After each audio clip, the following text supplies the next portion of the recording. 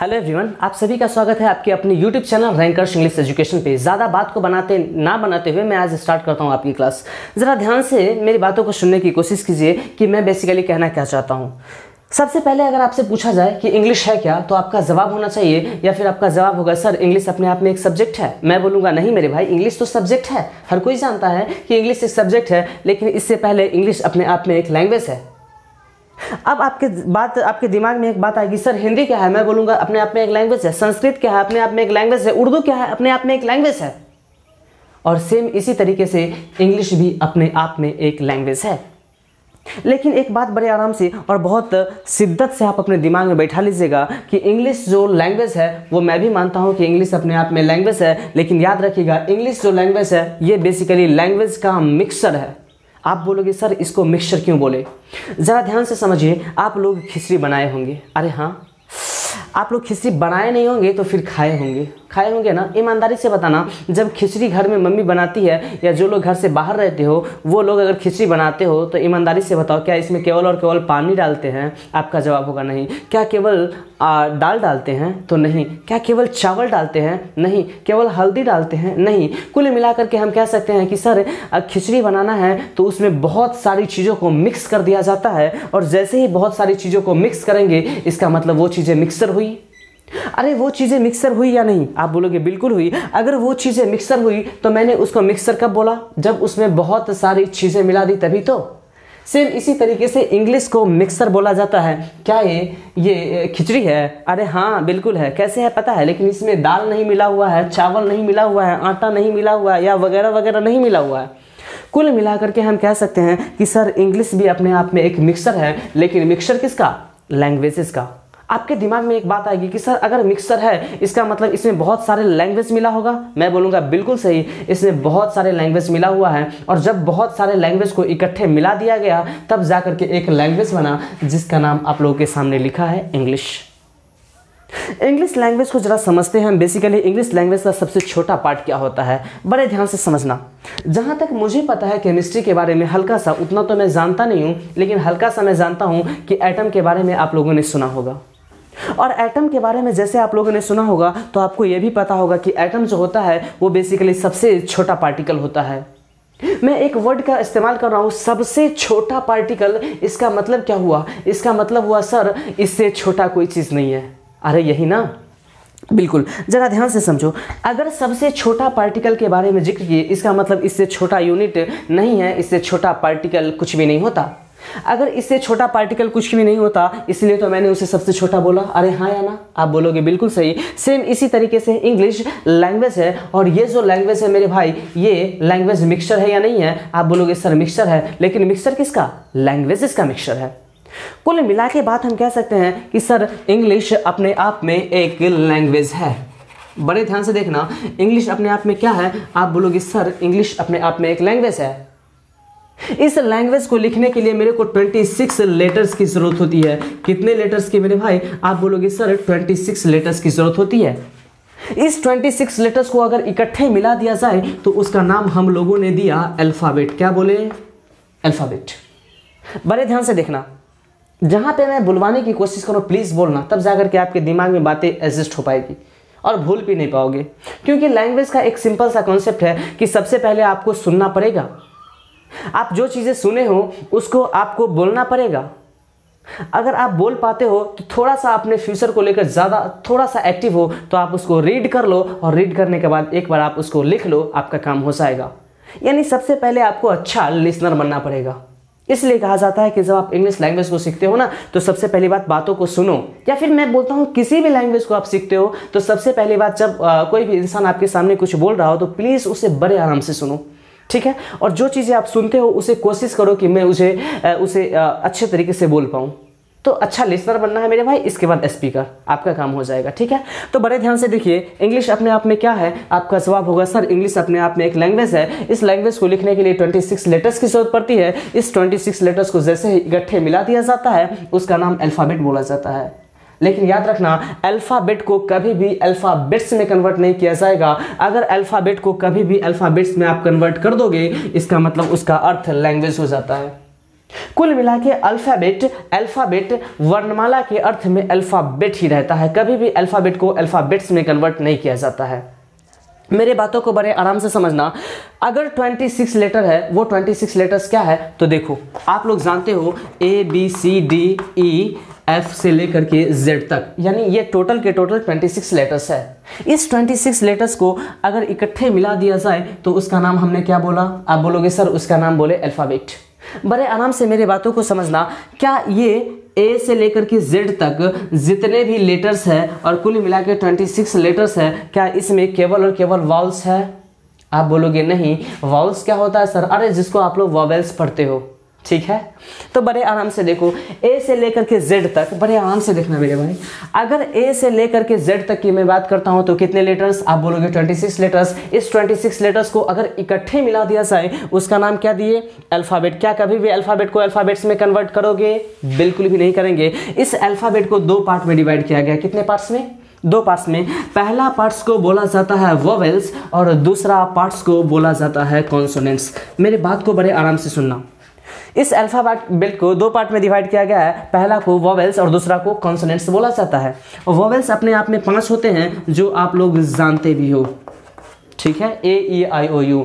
और 5 को छोड़ करके 21 जो कुछ भी बचे सब के सब क्या कहलाएंगे? आप बोलोगे सर कॉन्सोनेंट कहलाएंगे। लेकिन आपके दिमाग में एक बात आएगी और वो बात होगी सर मैंने तो वॉवेल्स का नाम सुना है, मैंने तो कॉन्सोनेंट्स का नाम सुना है, लेकिन एक और नाम हम लोगों ने सुना है और उसको हम लोग सेमी वॉवेल के नाम से जानते हैं। लेकिन फिलहाल मैं उसे सेमी वॉवेल नहीं बोलूँगा, फिलहाल के लिए मैं उसको स्पेशल वॉवेल नाम देता हूँ। और वो बेसिकली मैं फिलहाल के लिए स्पेशल वॉवेल नाम देता हूँ और उसका नाम क्या है? आप बोलोगे सर वाई। मैं फिलहाल W को हटा करके चलता हूं। मेरे बातों को बड़े आराम से समझिए। मैं फिलहाल के लिए एक स्पेशल वॉवेल दिया जिसका नाम क्या है? आप बोलोगे वाई। जरा आराम से मेरी बात को सुनना मेरे भाई, हर बात आपके दिल पे छापी जाएगी। जरूरी है कि मेरे बातों को, मेरे जज्बातों को अच्छे से सुनो, ठीक है। जरा देखो, अगर हम बात करते हैं वाई को लेकर के, तो आपने बोला वाई अपने आप में स्पेशल वोवेल है। लेकिन आप लोग पढ़ चुके हैं कि सर स्पेशल वोवेल नहीं, इसको हम लोग सेमी वोवेल बोलते हैं। मैं बोलूँगा बिल्कुल सही बोलते हो आप लोग। इस सेमी शब्द को समझने की कोशिश करते हैं। इस सेमी वोवेल का मतलब होता है, इस सेमी का मतलब होता है हाफ और वोवेल का मतलब हम लोग जानते हैं वोवेल। यानी कोई चीज़ आधा वोवेल हो, इसका मतलब आधा क्या होगा? अरे कॉन्सोनेंट होगा या नहीं? बिल्कुल होगा। अगर कोई चीज़ आधा वोवेल है तो आधा कॉन्सोनेंट है। तो अब बात आती है कि सर कहाँ पे ये चीज़ें वोवेल की तरह बिहेव करेगा और कहाँ पे ये चीज़ें कॉन्सोनेंट की तरह बिहेव करेगा। मेरे बातों को बड़े आराम से समझना। जैसे हमने बोला वाई, इस वाई को देख करके आपके दिमाग में आएगा इस यहाँ पे जो वाई लिखा हुआ है, ये वाई बेसिकली आई प्रोनाउंस कर रहा है, ये साउंड्स आई निकाल रहा है। मेरे बातों को समझना। जैसे मैंने बोला वाई, आई निकल रहा है ना, इसका मतलब आई जैसे ही आपने बोला तो आई अपने आप में क्या हुआ? वोवेल या कॉन्सोनेंट? आप बोलोगे वोवेल, ठीक है। तो यहाँ पे बड़े आराम से देखिए, वाई अपने आप में स्पेशल वोवेल मैंने नाम इसलिए दिया क्योंकि देखो वाई यहाँ पे किस तरीके से बिहेव कर रहा है? वोवेल की तरह। लेकिन मेरे बातों को सुनो। जैसे मैंने बोला YOU, वाई यहाँ पे य से स्टार्ट हो रहा है, यू हमने लिखा और यू अपने आप में क्या है? आप बोलोगे सर कॉन्सोनेंट है। अरे हिंदी का यू, य अपने आप में कॉन्सोनेंट है। इसका मतलब यहाँ पे जो वाई का बिहेवियर है कैसा है? तो आप बोलोगे सर यहाँ पे वाई का बिहेवियर बेसिकली कॉन्सोनेंट के जैसा है। अगर कभी कभी बड़े बातों को बड़े आराम से समझना, कभी वाई का बिहेवियर आई होता है यानी वोवेल की तरह होता है, और कभी वाई का बिहेवियर कॉन्सोनेंट की तरह होता है यानी आधा वोवेल आधा कॉन्सोनेंट। कुल मिला के हम इसे सेमी वॉल्स कहते हैं। सेमी वॉल्स इसलिए कहा गया मेरे भाई, जिसको आप लोग सेमी वोवेल बोलते हो। मैं सेमी वॉल्स बेसिकली इसका प्रोनाउंसिएशन वॉल होता है, लेकिन बहुत सारे लोग और इनफैक्ट गलत ही बोलते हैं। लेकिन फिलहाल के लिए आपको समझने के लिए या फिर समझाने के लिए मैं उसे वोवेल बोल रहा हूँ। बड़े आराम से समझो। अगर ये अपने आप में, जब ये अपने आप में वॉवल की तरह यूज होगा, वोवेल की तरह यूज होगा, तो याद रखिएगा, मतलब हम कह सकते हैं कुल मिलाकर के कि कभी वाई अपने आप में वोवेल की तरह यूज होता है तो कभी कॉन्सोनेंट की तरह यूज होता है। समझ में आया? इससे आगे हम लोग बढ़ने की कोशिश करते हैं। बड़े आराम से सुनिएगा। अरे यार हर बात आपको याद हो जाएंगे, लेकिन ज़रूरी है अच्छा लिसनर बनो प्लीज़। अब ये जो 26 लेटर्स है, ये 26 लेटर्स ये जो है ABCD ये सब किस चीज़ से मिल करके बना है? आखिर इसका जो फॉर्मेशन हुआ होगा मेरे भाई तो किस तरीके से हुआ होगा, ज़रा इस बात पे हम लोग फोकस करते हैं। मेरे बातों को ज़रा आराम से सुनिए। अगर इंग्लिश लैंग्वेज में इस जो 26 लेटर्स है जिसको हमने अल्फ़ाबेट बोला, ये बेसिकली किस सिंबल से मिलकर के बने हैं, ज़रा मैं अभी बात करने की कोशिश करता हूँ। बेसिकली मैं आपके सामने दो सिंबल रख रहा हूँ, एक का नाम फिलहाल के लिए स्फीयर दे रहा हूँ और दूसरा का नाम मैं लाइन सेगमेंट दे रहा हूँ।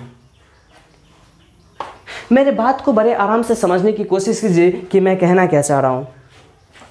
बेसिकली मेरा कहना है कि ये जो पूरा का पूरा 26 लेटर्स है ये इसी दो सिंबल से मिलकर के बना है। आप बोलोगे कैसे, तो ज़रा ध्यान से देखो। अगर मैं ए बनाना चाह रहा हूँ तो एक सेमी क्या बोलते हैं इसको, अरे इसको क्या बोलते हैं, लाइन सेगमेंट, और एक लाइन सेगमेंट और एक लाइन सेगमेंट, कुल मिलाकर के 3 लाइन सेगमेंट से मिलकर के क्या बना? आपका जवाब होगा सर 3 लाइन सेगमेंट से मिलकर के ए बना। ईमानदारी से बताओ मैंने इसी सिंबल का इस्तेमाल किया या नहीं? आप बोलोगे बिल्कुल किए।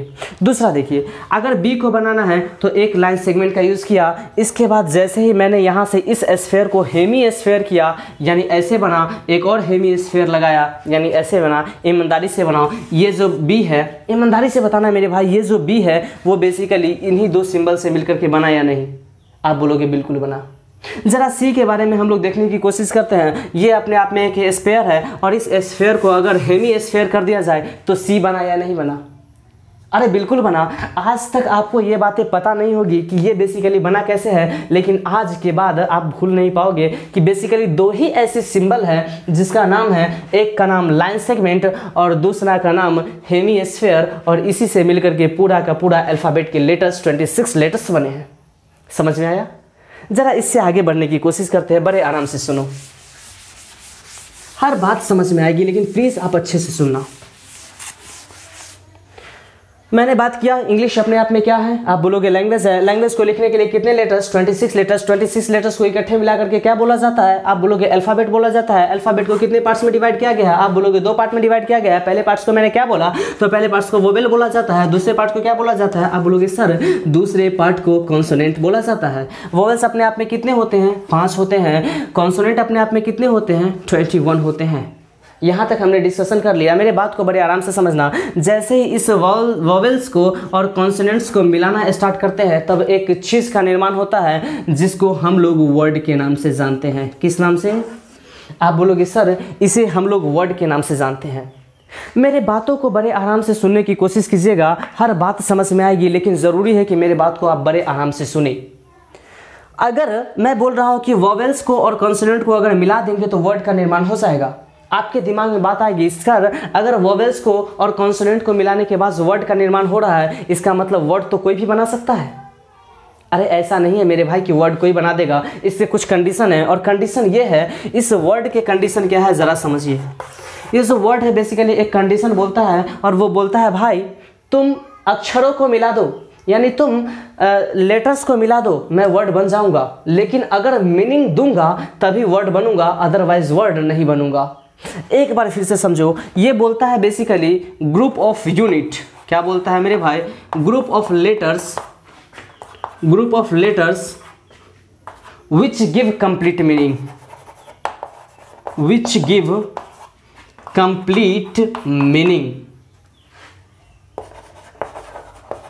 यानी हम कह सकते हैं, साफ साफ शब्दों में कह सकते हैं कि शब्दों का एक, अक्षरों का एक ऐसा समूह जो मीनिंग देता हो और वो भी कंप्लीट मीनिंग देता हो, क्या कहलाएगा? वर्ड कहलाएगा। अगर वर्ड का ये कंडीशन नहीं होता तो दुनिया के जितने भी इंसान हैं सब के सब अपने आप अपने मन में ही वर्ड बनाना स्टार्ट कर देते। वो बोलते कि सर एक बात बताइए, इसका मतलब ये भी अपने आप में वर्ड हो जाएगा, ये भी अपने आप में एक वर्ड हो जाएगा।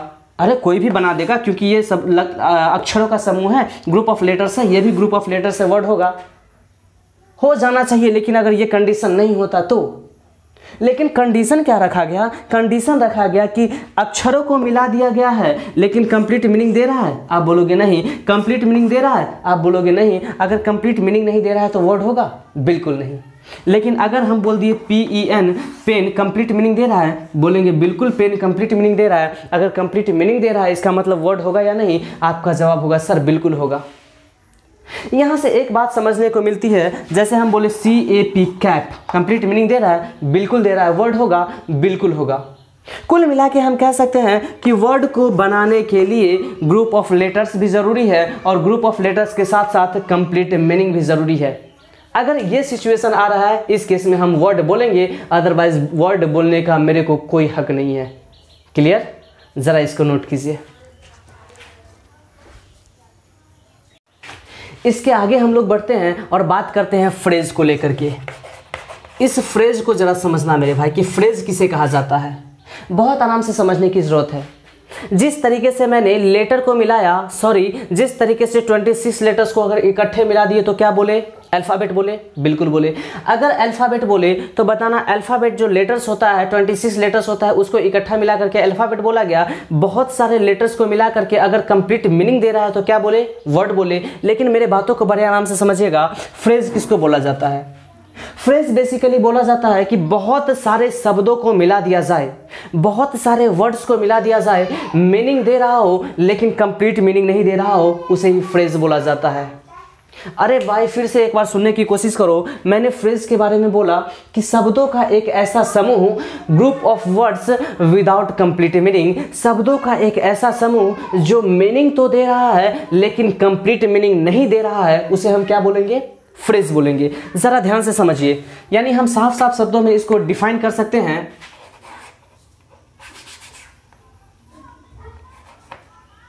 Group of words without complete meaning, without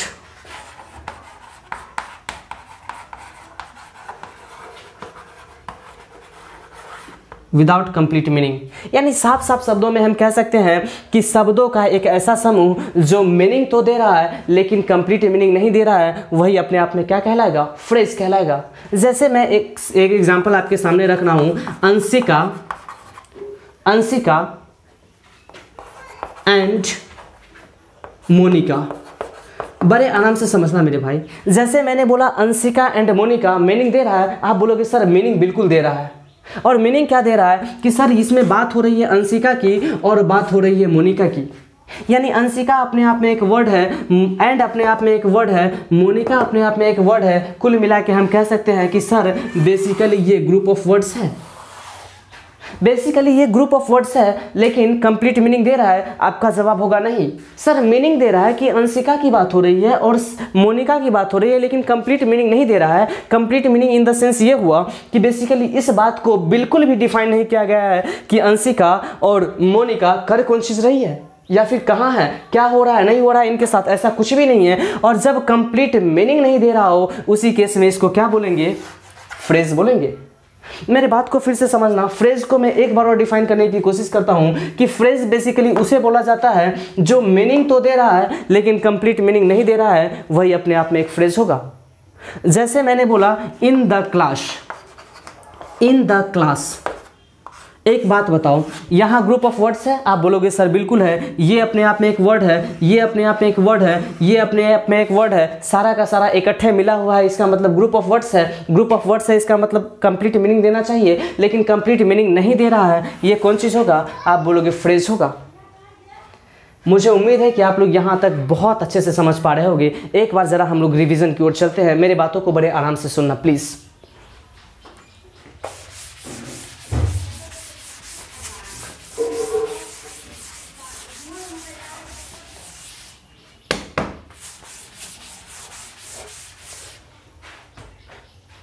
मैं जो अभी पढ़ाया हूँ इसको ज़रा एक बार रिवीजन कीजिएगा प्लीज़।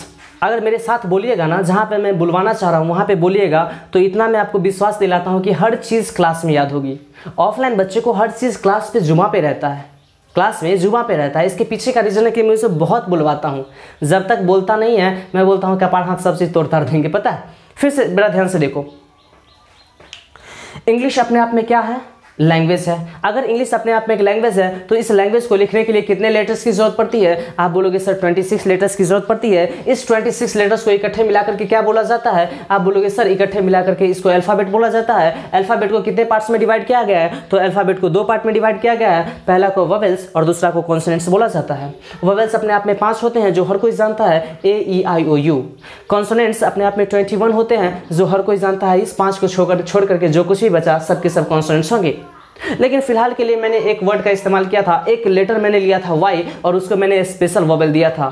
स्पेशल वोवेल इसलिए दिया था क्योंकि कभी कभी उसका बिहेवियर वाई की तरह यानी कॉन्सोनेंट की तरह होता है और कभी कभी वाई का ही बिहेवियर आई की तरह, इसका मतलब वोवेल की तरह होता है, इसलिए उसे सेमी वोवेल का नाम दिया जाता है। इससे जैसे ही हम आगे बढ़ने की कोशिश करते हैं तो यहाँ से एक चीज़ निकलता है वर्ड, और वर्ड के बारे में मैंने आपको साफ साफ बताया था कि अक्षरों का एक ऐसा समूह जो कंप्लीट मीनिंग देगा वर्ड कहलाएगा, कंप्लीट मीनिंग नहीं देगा वर्ड नहीं कहलाएगा। जैसे मैंने आपके सामने CAP कैप, कैप का मतलब आप लोग जानते ही हो, और जब कैप का मतलब आप लोग जानते हो इसका मतलब कंप्लीट मीनिंग दे रहा है, और कंप्लीट मीनिंग दे रहा है तो अपने आप में वर्ड होगा। जरा मेरे बात को फिर से समझिएगा, बहुत सारे वर्ड्स को इकट्ठे मिला दिया जाए और कंप्लीट नहीं, विदाउट कंप्लीट मीनिंग आ रहा हो, यानी कंप्लीट मीनिंग के अलावा कुछ भी आ रहा हो, साफ साफ हम कह सकते हैं कि जिसका कंप्लीट मीनिंग नहीं आ रहा हो वही अपने आप में क्या कहलाया था? फ्रेज कहलाया था। जैसे मैंने आपको एग्जाम्पल बोला, करण एंड अर्जुन, ईमानदारी से बताना ग्रुप ऑफ वर्ड्स है। आप बोलोगे सर बिल्कुल है, क्योंकि करण की बात हो रही है और अर्जुन की बात हो रही है, लेकिन मुझे ये पता नहीं चल रहा है कि करण और अर्जुन कर क्या रहे हैं या कहाँ हैं, क्या उसका स्थिति है, ऐसा कुछ भी नहीं पता चल रहा है। इसका मतलब साफ साफ हुआ कि सर मीनिंग तो दे रहा है लेकिन कंप्लीट मीनिंग नहीं दे रहा है। इसी केस में इसको हम हमेशा फ्रेज के अंतर्गत रखते हैं। आज के लिए इतना ही। Thank you.